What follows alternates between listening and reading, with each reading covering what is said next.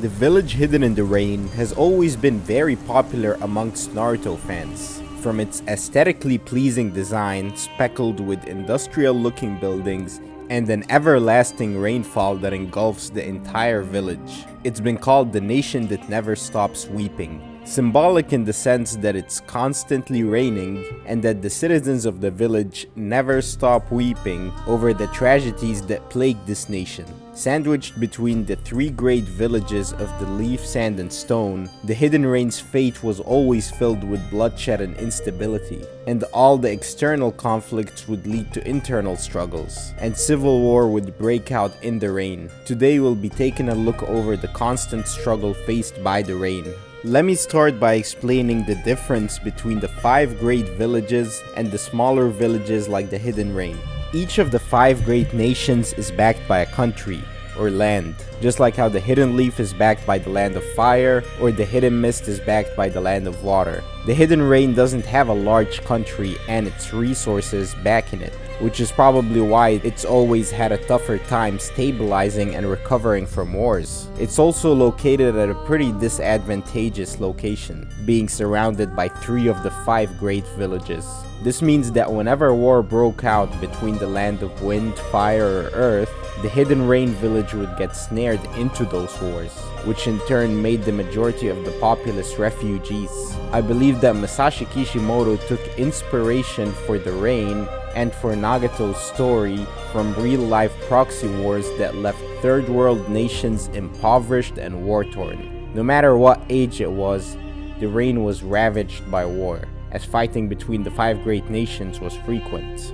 Hanzo of the Salamander was the earliest known leader of the Hidden Rain. When he was a child, he had a poisonous black salamander's deadly venom sac implanted into his body, in order to become a shinobi that can produce his own venom. Due to this, he wore a rebreather mask to protect others from his venomous breath, which inspired several Hidden Rain ninja to wear the same mask. Hanzo initially strove for peace and to protect the Hidden Rain, seeing as how he stood his ground against an entire platoon of Leaf Ninja, with only the legendary Sannin being able to survive the encounter. And even them just surviving this encounter is considered an achievement, so you can get a feel for how powerful Hanzo is. However, there's only so much one man can do when the nation's facing war on every front. Nagato had to witness his parents get killed by Konoha ninja. Both Yahiko and Konan suffered the same fate, which tells us that civilian casualties would be common.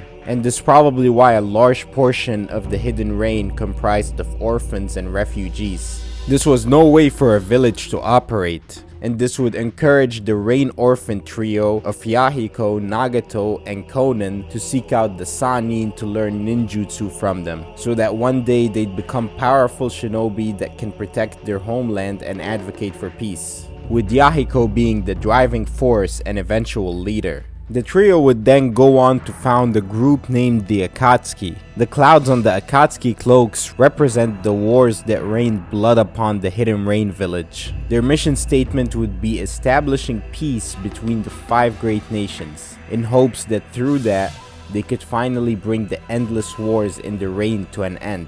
Their organization would attract like-minded youths that had experienced the same war and suffering as the trio. They would operate with Yahiko as their leader, and the group would go on to make a name for itself, even getting recognition from Hanzo. Little did they know about the misfortune that this would lead to.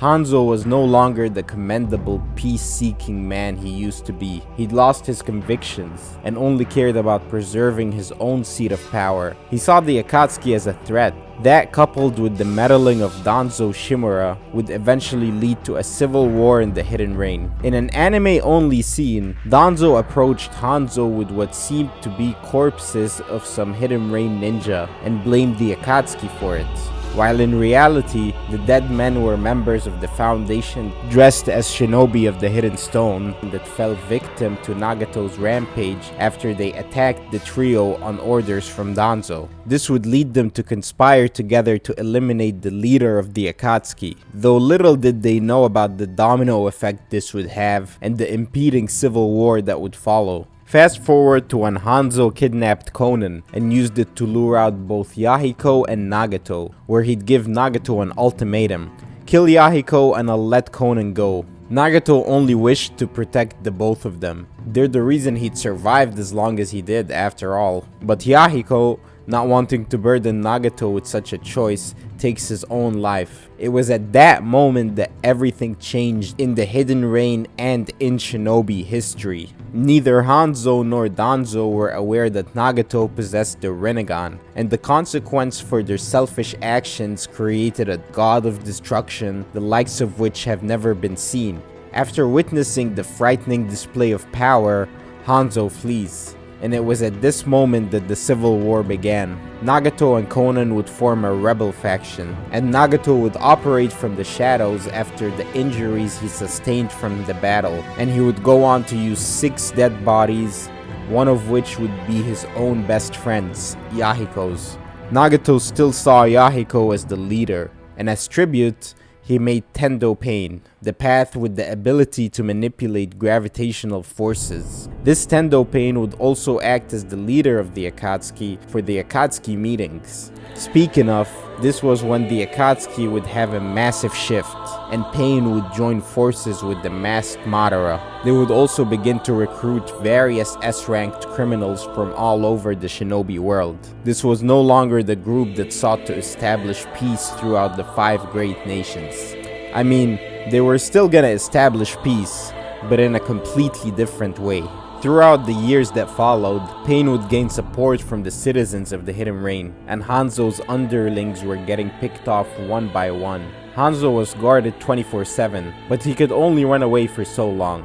Eventually, Pain would confront Hanzo. Baffled by seeing the same person he thought he'd killed, Pain would first berate Hanzo, reminding him of how much he'd fallen off, and then he ended Hanzo, and the Leaf would eventually pay for their role in all of this.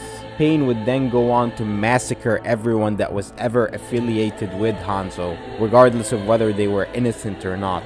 This was all a testament to Pain's hatred of Hanzo. Pain would then go on to become the ruler of the Hidden Rain village. Eventually, even though the villagers would never actually see him in person, some people believed he was a god, and some believed that he may be a myth.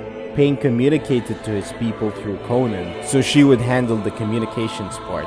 Since the village was usually kept in isolation, and everyone thought they were amidst a civil war, Pain kept that notion up. The 5 great nations have brought nothing but misfortune to the Hidden Rain anyways. Pain believed that he was a god, and he would keep an eye on everyone in the village, keeping track of everyone that sets foot into the village through the use of the Rainmaker ninjutsu. Even when Jiraiya infiltrated the rain, Pain showed no sympathy to his former sensei.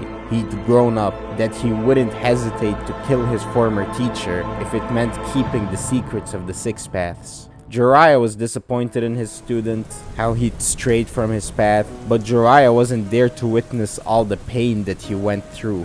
Now we all know how it went from there. After Pain was sent to capture the Ninetales and failed, he decided to believe in Naruto's cause. In spite of his cynical view, he chose to believe in Naruto's promise that he'd bring peace to the Hidden Rain. But unfortunately, it's never as simple as that. After Nagato's death, Konan became the leader of the Hidden Rain. She tried to honor Nagato's will and helped Naruto by killing the masked man, but Tobi's the one that ended up killing her. And after her death, the village was left in disarray. Now it had no leader, and everyone would get too busy with the 4th war to check in on it. Fast forward to the time when Naruto is the 7th Hokage and the cityscape is all but abandoned. Due to the nature of chaos the village was in, the secret organization known as Kara had settled in and set up research facilities. Naruto was known to not go back on his word, but he didn't keep his promise to Nagato. The village was still in shambles, regardless of what era it was. It seems like the rain was always in turmoil. It actually seems like it was most prominent under Pain's rule. Pain believed that only those that experienced true pain understood what true peace was, and the city had had its fair share of pain. For all the terror that he brought upon the world, he truly did protect his own village.